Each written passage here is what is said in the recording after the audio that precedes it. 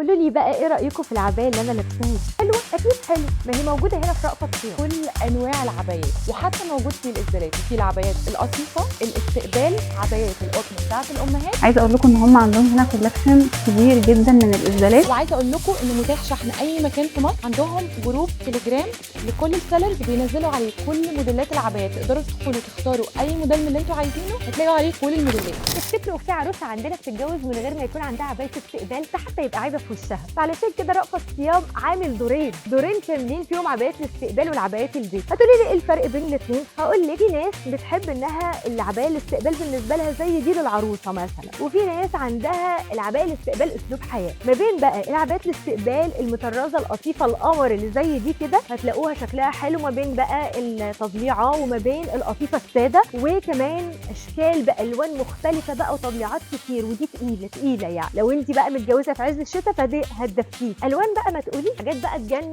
وحاجات حلوه هتلاقيها برده موجوده غير عند رأفت صيام. بالنسبه بقى لان بيبقى فيه ميكس ما بين التطريز وما بين التطريز الهاند ميد او الخيوط بالشكل ده، بيبقى شكلها حلو. في ناس بتحبها اكتر كاستقبال، وفي ناس بتقعد بيها في البيت ما بتستقبلش بيها حد مثلا. الالوان بقى يا جماعه تجنن، شوفوا بقى الالوان وترنداتها، درجه الزيتي هنا خطيره. في حاجات منها بتكون درجه الاسترتش فيها اكتر، وفي حاجات تانية بتكون محكمه اكتر. من الالوان الخطيره اللي ما تتسابش الازرق في ابيض. كلموني عن جمال الموديلات وقد ايه مظبوطه، وعايزه اقول لكم تلبسهم خطير. عندهم برضو كولكشن عبايات بيتي، والعبايات دي مش استقبال، والكولكشن بتاعتها قطيفه، تنفع للمامز وتنفع للبنات الصغيرين. شوفوا الكولكشن ده، شوفوا دي اول عبايه موجوده معانا في العبايات القطيفه البيتي، ودي تاني عبايه، ده شكلها من قدام وده شكلها من ورا، ودي ثالث عبايه. شوفوا التطريز اللي موجود عليها، شوفوا الديتيلز بتاعتها، ودي رابع عبايه موجوده، واخر عبايه موجوده معايا النهارده انا هوريها لكم.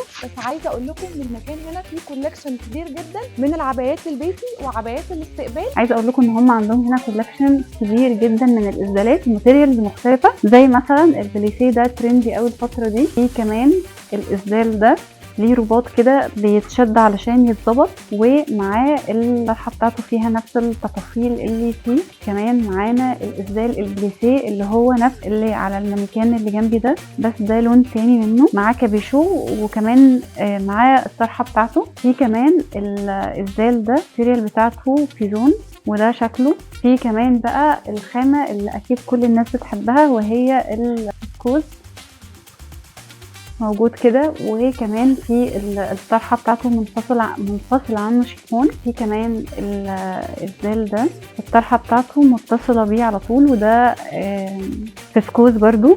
في كمان الماتيريال بتاعه الستان والطرحه منفصله، وكل حاجه في دول فيه طبعا منها اشكال كتيره جدا. وهختم لكم في الازدالات باحسن حاجه في الحياه طبعا، وهو الازدال بتاع العمره. برضو الماتيريال بتاعته فسكوز بحيث ان هو يكون مريح، والطرحه بتاعته فيها دانتيل كده من فوق ومتصله فيه. ترى بقى دي احلى ولا دي ولا دي ولا دي؟